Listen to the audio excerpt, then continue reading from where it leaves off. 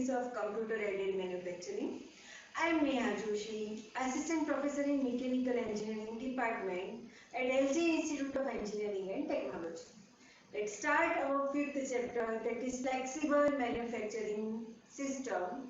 In previous session, we covered different topics like what is tool management system, then tool supply system, tool monitoring system, and tool life monitoring. In today's session, we will cover different topics like what is cellular manufacturing system, cell design, benefits and limitation of cellular manufacturing system, and difference between group technology and cellular manufacturing system. Now, first of all, what is cellular manufacturing? Now, cellular manufacturing system is organizing the production equipment into machine cell. When each cell specializes in the production of a part family is called cellular manufacturing. It is an application of group technology in manufacturing in which all or a portion of the firm's manufacturing system has been converted into cells. A manufacturing cells is a cluster of machines or processes located in a close proximity and dedicated to the manufacturing of family of the parts. Now, cellular manufacturing can be implemented by manual or automated methods.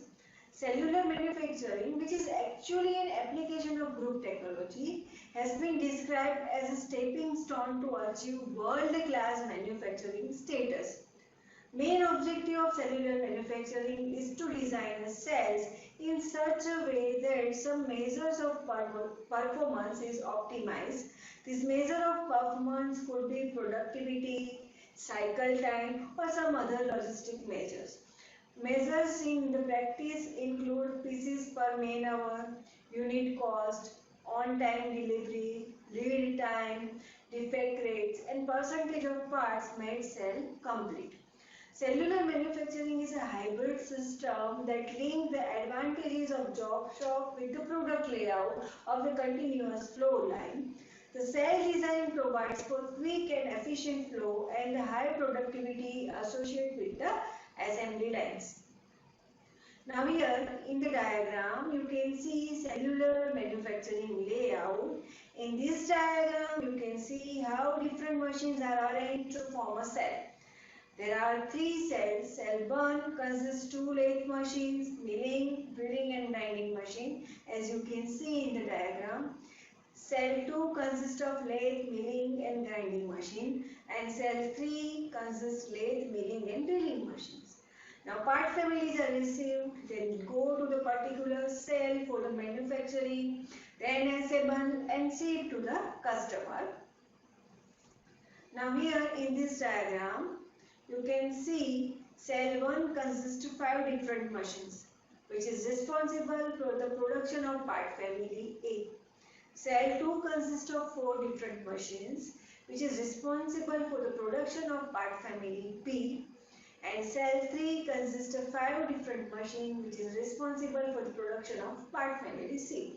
Now part family are produced according to the similarities of the parts based on the manufacturing process required or based on the design requirement. Now it is clear that how machines are arranged in cell and part families are produced. Okay. Now we will discuss cell formation approach. How cells are formed in cellular manufacturing. The machine's component group analysis is based on the product flow analysis. The product flow analysis involves the 4 stages. First one is machine classifications. Machine classifications are done on the basis of operations that can be performed on them. A machine type number is assigned to the machines capable of performing similar operations. The next stage is checking of part list and production of route information. Now for each part, information on the operation to be undertaken and the machines required to perform each of these operations is checked thoroughly. The third stage is factory flow analysis, which is known as FFA. This involves micro level examination of flow of component through machines. This in turn allows the problem to decompose into number of machines component groups. And the last stage is machine component group analysis. Now in intuitive manual method is suggested to manipulate the matrix to form a cell. However, the problem size becomes the large, the manual approach does not work. Therefore, there is a need to develop analytical approach to handle the large problem systematically. So, this is the fourth stage in which the cell will be formed. Now, consider a problem of 4 machine and 6 part. We will take one example of product flow analysis, how cells are formed together. Now consider a problem of 4 machines and 6 parts and try to group them as you can see in the diagram. Okay. For the production of component 1, machines required are M3 and M4. For production of component 2, machines require M1 and M2. For the production of component 3, machines require M3 and M4. For production of component 4, machines require M1 and M2. Production of component 5, machines require M3 and M4, and the production of component 6, machine require M1 and M2. Now, based on the similarities in manufacturing process required, we can group component 2, 4, 6 as a one part family and component 1, 3 and 5 as a second part family. So, based on the machine cells are formed, cell 1 consists of machine M3, M4 which is responsible for the production of component 1, 3 and 5 as you can see in this diagram. Cell 2 consists of machine M1 and M2 which is responsible for the production of the component 2, 4 and 6.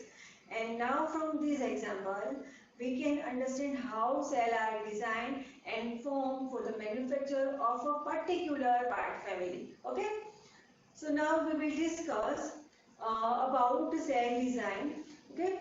So we will discuss about the issue related to the cell design. First is the detailed design of job. The machine cells are responsible for the production of particular part family. So for the grouping of parts into a part family, detailed design of job has to be done. So according to that, cell design can be done. The second issue is organization of supervisory and support personnel around the structure. The next one is design procedure for planning, scheduling, control and acquisition of related software and hardware. While we are designing cell for a particular part family, planning, scheduling, controlling and acquisition of the related software and hardware should be done properly. Next one is formulation of maintenance and inspection policies. Next issue regarding to the cell design is modification of cost control and reward system.